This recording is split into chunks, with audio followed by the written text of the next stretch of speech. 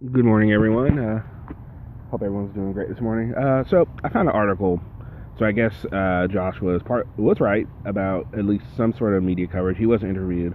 Well, not he wasn't interviewed, but Joe was interviewed. And here's the printout. Let's go ahead and read it together. How about we?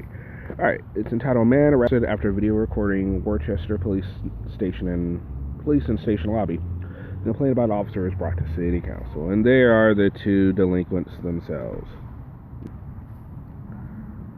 A Rhode Island man was arrested Saturday at the police station after recording video of police and insisting an officer remove a sign in the lobby. Joseph Hart of Cumberland, Rhode Island, was arrested Saturday afternoon and charged with trespassing and disturbing the peace.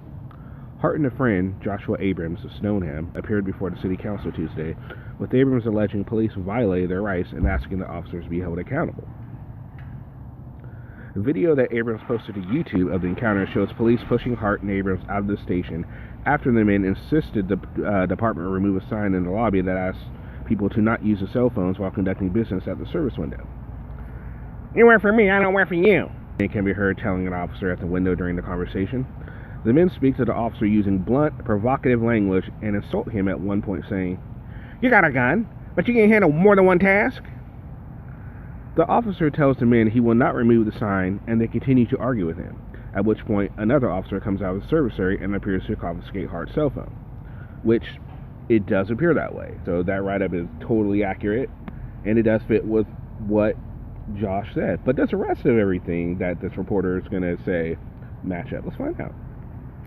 In a heated interaction, officers then physically remove both men from the building. When Hart asks for his phone back, an officer appears to throw the phone and tells the man to retrieve it. I didn't see that, but I did hear, if you want it, go get it. So, I mean, yeah, I guess you could technically say he threw it.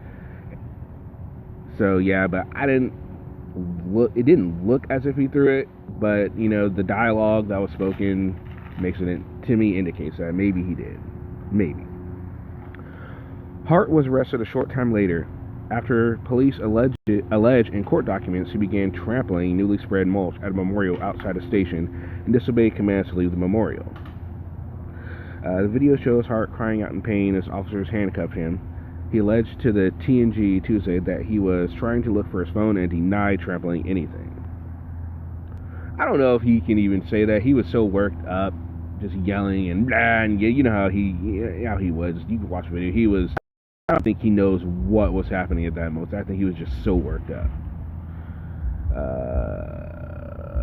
Hart also alleged that officers used more force than needed and that one officer struck him while he was handcuffed. Now, if you remember earlier videos, he said hey, you were punched. Well, I don't know. I don't remember that, but if you say so, George, I get the duppin'. Because he's Josh's little stooge. A separate video appears to show an officer placing something he picked off the ground in Hart's sweatshirt in a quick manner. That is what everyone is saying. That is what I'm saying. So even to the people that watch this video, reporters, they don't think anything got hit. They see the officer pick something bend down, pick something up, go towards Joe, and put it in his sweatshirt pocket. So that's probably not going to stick, which obviously it shouldn't, because it sure as hell didn't look like it. Josh, of course, we all know Josh likes to add things. Hart alleged Tuesday the officer delivered an upward thrust to him as he did this. Again, you can't really tell from the video. The men said they traveled to the police station as part of a self-proclaimed accountability audit they do with police departments to ensure First Amendment rights are being respected. They post many of their audits to YouTube, asking people to share the videos, in Hart's case, to donate to his PayPal account to aid his legal defense. Actually, if you were to watch any of Josh's videos, you would also see that he's also begging for PayPal money for various things. Abrams' court records show it's a convicted felon with jail sentences for crimes that include assault and battery with a dangerous weapon. Oh, isn't that interesting? He was indicted by a Middlesex County grand jury in February on charges including armed assault to rob an unarmed robbery. Asked about his record Tuesday, Abrams acknowledged problems in the past stemming from substance abuse. He said, He said he contests the current charges against him, said he is now clean and sober, and says, my record should be irrelevant to whether his civil rights were violated. Josh, I think you should be irrelevant to this case with him. You should take a seat, let Joe do it, let Joe do this, let Joe get some recognition. You don't need the extra views. You don't need the extra people on your page. You don't need the donations super chat. What are the donations super chat for you gonna do for Joe that are posted about this story in your super chat? Are you gonna give him the money? Somehow I highly doubt that, because you have a real bad history of giving money to people where you said you're gonna give them money. Hart said he has no criminal record. He said he will press charges against police and urge the police department to arrest and fire the officer who he alleged assaulted him. As for a comment on the incident, Tuesday afternoon, Police Chief Stephen M. Sargent released a statement reading, "The group intentionally disrupted the working order of the department, making it difficult for citizens to conduct business. These individuals antagonized, and it is clear that their goal is to provoke confrontation. The incident remains under investigation."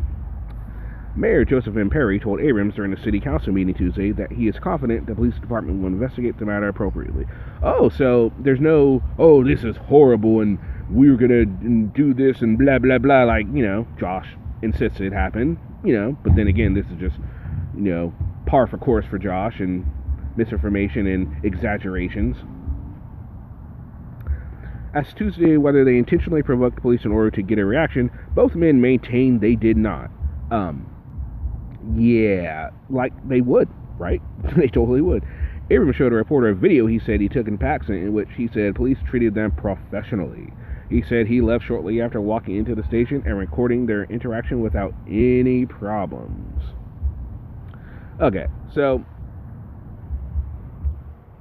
what I take away from that is the reporter did their due diligence. They made sure they reported the facts as they saw them. They put a ledger in front of everything, and they looked up both men's past, and because that, and you say it's not relevant, it lends to credibility. I think that's what Josh is. I think that's the problem. It totally lends to credibility, and to anybody that watches his videos know that his credibility is shot, even if not a convicted felon. If he were not a convicted felon, his credibility will be shot because of all the misinformation he gives. So this really has nothing. He's right. It really has nothing to do with his arrest, at least to me, because it doesn't matter. Even if he had Joe Hart's, I would still think he is totally uncredible because of all the misinformation and exaggerations and just flat out lies he tells on almost a daily basis. I bet you he probably does it on a daily basis. I'm sure he lies constantly. So anyway, I just wanted to share this with you guys and read it with you and give my opinion on it. And it's interesting, and probably have a video later. So look out for it, and have a great day.